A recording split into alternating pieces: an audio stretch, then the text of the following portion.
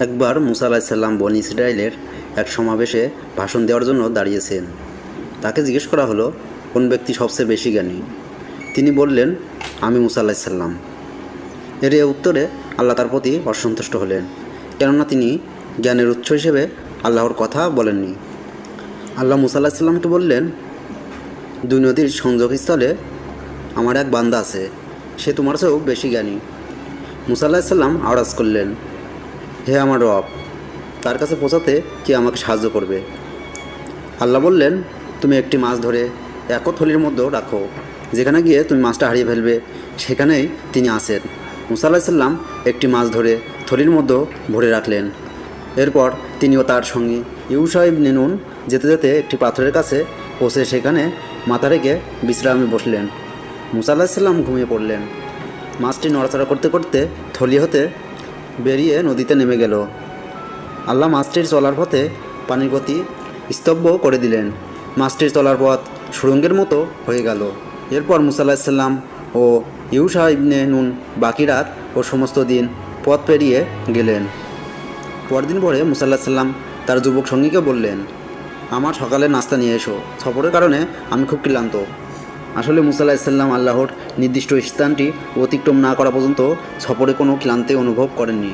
সঙ্গীটি বললেন, আপনি কি লক্ষ্য করেছেন, আমরা যখন সেই পাথরের কাছে বিশ্রাম নিয়েছিলাম, মাছটি চলে যাওয়ার কথা বলতে আমি একেবারেই ভুলে গিয়েছি। আসলে আপনার কাছে সেটা বলতে শয়তানই আমাকে ভুলিয়ে দিয়েছে। মাছটি নদীতে আশ্চর্যভাবে নিজের পথ করে নিয়েছে। রাবি বললেন, পথটি মাছের জন্য ছিল সুড়ঙ্গের মতো, আর তাদের জন্য সেটা ছিল অবাক ঘটনা। মুসা আলাইহিস সালাম বললেন, এই সেই জায়গা যা আমরা খুঁজে বেড়াচ্ছি। এরপর দুজনেই নিজ নিজ পথ চিহ্ন ধরে পিছনের দিকে ফিরে চললেন, যে পর্যন্ত না তারা সেই পাথরের কাছে এসে পৌঁছালেন। তারা দেখলেন সেখানে একজন লোক বসে আছেন। মুসা আলাইহিস সালাম তাকে সালাম করলেন। সালামের জবাব দিয়ে তিনি বললেন, এখানে সালাম এলো কী করে? তিনি বললেন, আমি মুসা। লোকটি জিজ্ঞেস করলেন, আপনি কি বনী ইসরাইলের মুসা? তিনি বললেন, হ্যাঁ, আপনাকে শেখানো সহজ ও সঠিক জ্ঞানের কথা শেখার জন্য আমি আপনার কাছে এসেছি। তিনি বললেন, হে মুসা, আল্লাহর দেওয়া ও শেখানো কিছু জ্ঞান আমার আছে, আপনি তা জানেন। আল্লাহর দেওয়া ও শেখানো কিছু জ্ঞান আপনারও আছে, আমি তা জানি না। মুসা আলাইহিস সালাম বললেন, আমি কি আপনার সঙ্গী হতে পারি? খিজির আলাইহিস সালাম বললেন, আমার সঙ্গে থাকলে আপনি ধৈর্য রাখতে পারবেন না।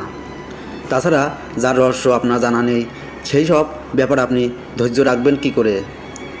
মুসা আলাইহিস সালাম বললেন, ইনশাল্লাহ আপনি আমাকে ধৈর্যশীল হিসেবে দেখতে পাবেন। আমি আপনার কোনো আদেশই অমান্য করব না। এরপর তারা দুজনে রওনা হয়ে নদীর তীর দিয়ে এগিয়ে চললেন। এমন সময় একটি নৌকা তাদের পাশ দিয়ে যাচ্ছিল। তারা তাদের ওই নৌকায় উঠিয়ে নিতে অনুরোধ করলেন। ওরা খিজির আলাইহিস সালামকে চিনে ফেললেন। সঙ্গীসহ তাকে পারিশ্রমিক ছাড়াই নৌকায় তুলে নিলেন। তারা নৌকায় ওঠার পর একটি চড়ুই পাখি এসে নৌকার একটি পাশে বসলো। পাখিটি দু একবার পানিতে ঠোঁট ডোবালো। খিজির আলাইহিস সালাম বললেন, হে মুসা, এই পাখিটি তার ঠোঁট দিয়ে নদীর পানি যতটুকু কমিয়েছে, আমার আর তোমার জ্ঞান আল্লাহর জ্ঞান থেকে ততটুকুও কমেনি।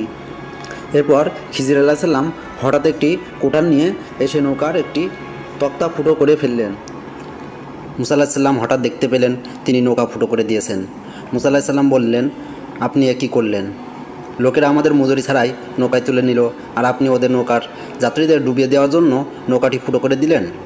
এ তো আপনি এক গুরুতর কাজ করলেন। খিজির আলাইহিস সালাম বললেন, আমি কি বলিনি আপনি আমার সঙ্গে ধৈর্য রাখতে পারবেন না? মুসা আলাইহিস সালাম বললেন, আমি বিষয়টি ভুলে গিয়েছিলাম, এজন্য আমাকে দোষ দিবেন না, আমার প্রতি কঠোরও হবেন না। মুসা আলাইহিস সালামের পক্ষ থেকে প্রথম এই কথাটি ছিল ভুলক্রমে। এরপর যখন তারা দুজন নদী পার হয়ে এলেন, তারা অন্য বালকদের সঙ্গে ক্রীড়াতে একটি বালক খেলা করছিলেন।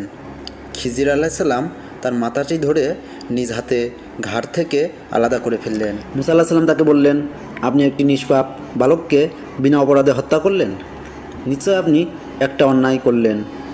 খিজির আলাইহিস সালাম বললেন, আমি কি আপনাকে বলিনি আপনি আমার সঙ্গে ধৈর্য ধরে রাখতে পারবেন না?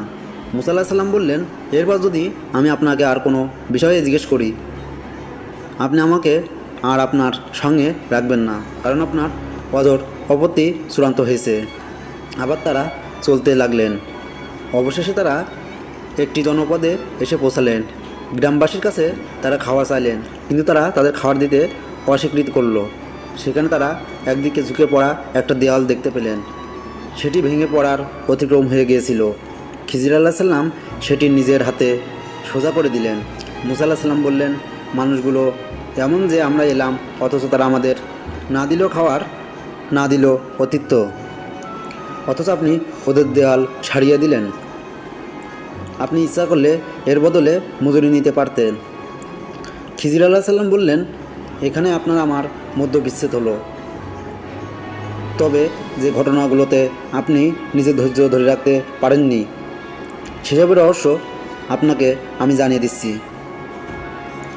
খিজির আলাহ সাল্লাম বলেন, তাদের সামনে একজন বাদশা ছিল। সে প্রতিটি নিখুঁত নৌকা জোর করে ছিনিয়ে নিত।